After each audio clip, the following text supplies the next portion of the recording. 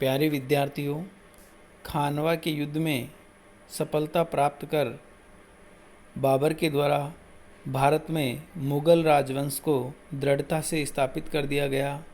अब मुग़लों को चुनौती देने वाली कोई बड़ी शक्ति भारत में उस समय उपस्थित नहीं थी, परंतु फिर भी छोटे छोटे विद्रोही या जिनको हम शत्रु कह सकते हैं अभी भी विद्यमान थे। अफ़गान पूर्वी भारत में अपनी शक्ति के संगठन में लगे हुए थे, वहीं राजपूत भी अपनी खोई हुई शक्ति को और गौरव को पुनः प्राप्त करना चाहते थे। इस कारण से बाबर को दो और युद्ध लड़ने पड़े, जिनमें 29 जनवरी 1528 को बाबर और मेदिनी राय के बीच में चंदेरी का युद्ध हुआ। चंदेरी का राज्य मालवा और उत्तरी भारत के मध्य स्थित था, जहाँ का शासक मेदिनी राय था।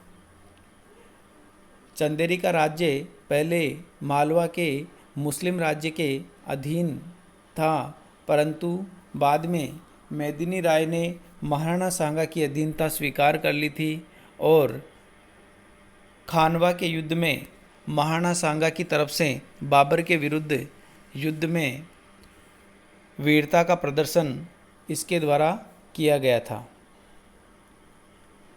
बाबर और मेदिनी राय के बीच संघर्ष के प्रमुख कारणों की अगर बात की जाए तो चंदेरी का व्यापारिक मार्ग पर स्थित होना, अर्थात चंदेरी का राज्य मालवा और उत्तरी भारत के बीच व्यापारिक मार्ग पर स्थित था और इसके आर्थिक महत्व के कारण बाबर इस राज्य को मुग़ल राज्य में मिलाना चाहता था।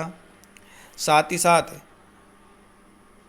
अन्य कारण मेदिनी राय द्वारा राणा सांगा की मदद करना, अर्थात खानवा के युद्ध में राणा सांगा के साथ मेदिनी राय का बाबर के विरुद्ध लड़ना भी इस युद्ध का कारण माना जाता है और ये कहा जाता है कि बाबर ने मेदिनी राय को सज़ा देने के लिए उसके राज्य पर आक्रमण किया।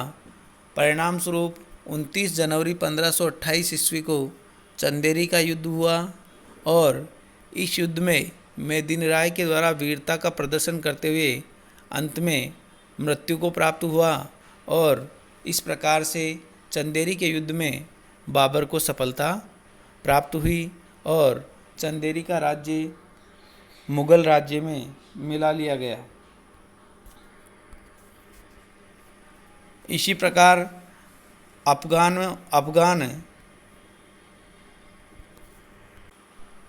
अफ़गान शक्तियाँ पूर्वी भारत में महमूद लोदी के नेतृत्व में एकत्रित हो रही थी और बंगाल के शासक के द्वारा उनको सहायता प्रदान की जा रही थी और धीरे धीरे अफ़गान मुग़ल राज्य की तरफ आगे बढ़ रहे थे।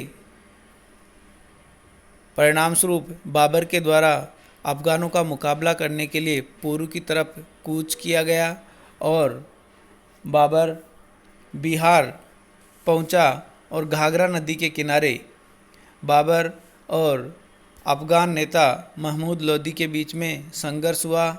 संघर्ष से पूर्वी कई अफ़गान नेता बाबर की अधीनता स्वीकार कर बाबर के पक्ष में हो गए और परिणाम स्वरूप महमूद लोदी को पराजय का सामना करना पड़ा और इस प्रकार घाघरा के युद्ध में जो 6 मई 1529 ईस्वी में लड़ा गया, बाबर को सफलता प्राप्त हुई और इस प्रकार बाबर ने 4 महत्वपूर्ण लड़ाइयाँ लड़ी।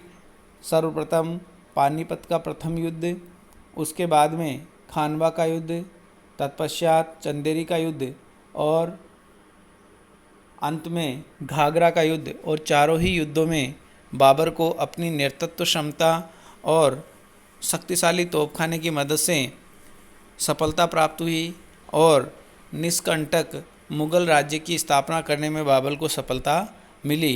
परंतु बाबर के भाग्य में उस राज्य का उपभोग करना नहीं लिखा था और बहुत जल्दी ही 26 दिसंबर 1530 ईस्वी को बाबर की मृत्यु हो गई।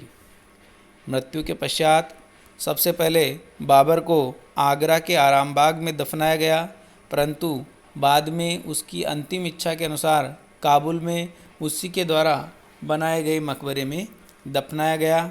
और मृत्यु के विषय में ऐसा कहा जाता है कि बाबर के बड़े पुत्र हुमायूं को एक असाध्य बीमारी हो गई और बाबर के द्वारा अल्लाह से प्रार्थना की गई कि हुमायूं की बीमारी उसको लग जाए और उसकी ज़िंदगी हुमायूं के लग जाए।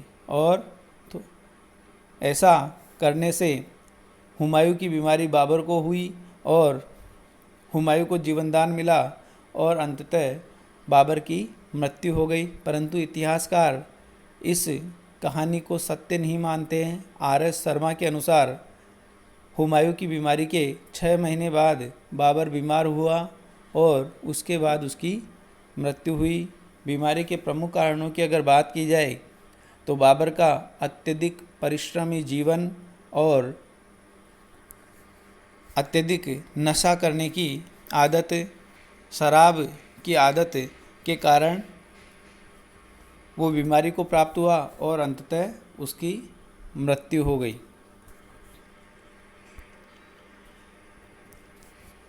जहीरुद्दीन मोहम्मद बाबर, जिसने 1526 ईस्वी में भारत में मुग़ल राजवंश की स्थापना की और बाद में इस राजवंश के नेतृत्व में भारत का राजनीतिक और सांस्कृतिक गौरव बढ़ा, उस बाबर के बारे में अगर बात की जाए, मूल्यांकन की अगर बात की जाए, तो बाबर एक योग्य सैनिक और अद्भुत नेतृत्व क्षमता वाला सेनापति था। और हालांकि उसने कई लड़ाइयों में पराजय का सामना करना पड़ा या पराजय का सामना किया, परंतु कभी भी वो अपनी पराजयों से निराश नहीं हुआ। प्रत्येक पराजय में भी उसने अच्छाइयों को ढूंढा और उनको अपने व्यक्तित्व में शामिल किया और उसका फ़ायदा उसको भारत में लड़े गए युद्धों में प्राप्त हुआ और एक के बाद एक सभी लड़ाइयों में उसको सफलता प्राप्त हुई। इस प्रकार बाबर एक योग्य सैनिक और वीर सेनापति था, जिसमें सैनिकों में अदम्य साहस भरने की अद्भुत योग्यता थी और विपरीत से विपरीत परिस्थितियों में भी अपने आप को संभालने की योग्यता थी। राजनीतिज्ञ और कूटनीतिज्ञ के रूप में अगर बात की जाए तो ये गुण भी बाबर में समाये हुए थे और एक कुशल राजनीतिज्ञ और कूटनीतिज्ञ की हैसियत से उसने ईरान के शासक शाह इस्माइल से सहयोग लेकर समरकंद के ऊपर शासन करने में सफलता प्राप्त की। भारत में पानीपत के युद्ध में अफ़गानों में फूट डालने में और उनसे सहायता प्राप्त करने में बाबर ने मदद प्राप्त की और भारत का शासक बनने में सफल रहा। इस प्रकार राजनीतिज्ञता और कूटनीतिज्ञता में भी बाबर बहुत आगे था।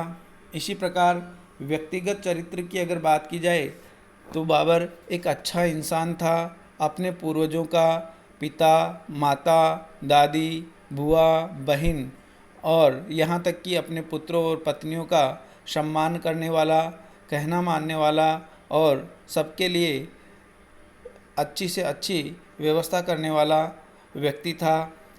सत्य बोलना और न्यायप्रिय व्यक्ति था। तो व्यक्तिगत दृष्टि से अगर देखा जाए तो भी बाबर का इतिहास में बहुत ही महत्वपूर्ण स्थान है। विद्वत्ता की अगर बात की जाए तो बाबर के द्वारा तुर्की भाषा में बाबरनामा या जिसको तुजुक-ए-बाबरी भी कहा जाता है, आत्मकथा का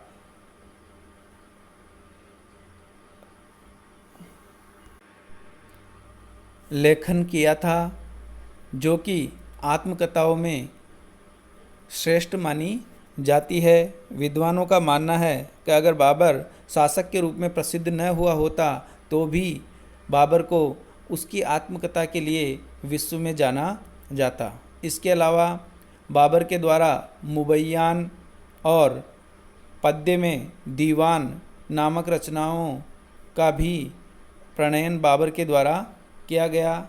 बाबर की रचनाएं ऐतिहासिक दृष्टि के साथ साथ साहित्यिक दृष्टि से भी काफ़ी आगे थी और इस प्रकार से बाबर अरबी, फारसी और तुर्की का महान विद्वान था, विद्वानों का आश्रय दाता था। तो विद्वान के रूप में भी, विद्वत्ता के रूप में भी बाबर में अच्छे गुण विद्यमान थे। धार्मिक दृष्टि से अगर बात की जाए तो बाबर स्वयं कट्टर सुन्नी मत को मानने वाला था, परंतु समय समय पर जब उसको शियाओं की मदद की ज़रूरत पड़ी तो उसने शिया धर्म को भी अपनाया, उसको भी आगे बढ़ाने का कार्य किया। भारत के अंदर अगर बात की जाए तो दिल्ली सुल्तानों के समय की कट्टर धार्मिक नीति का अवलंबन बाबर के द्वारा नहीं किया गया। धार्मिक दृष्टि से बाबर सहिष्णु था, हालांकि राजनीतिक फ़ायदा लेने के लिए उसने खानवा और चंदेरी के युद्ध को जिहाद घोषित किया गया और राजपूतों के सिरों की मीनारें बनवाई गई, परंतु वो केवल राजनीतिक फ़ायदा लेने के लिए, सैनिकों में जोश उत्पन्न करने के लिए ही किया गया था। वैसे अगर देखा जाए तो बाबर धार्मिक दृष्टि से सहिष्णु था, उसके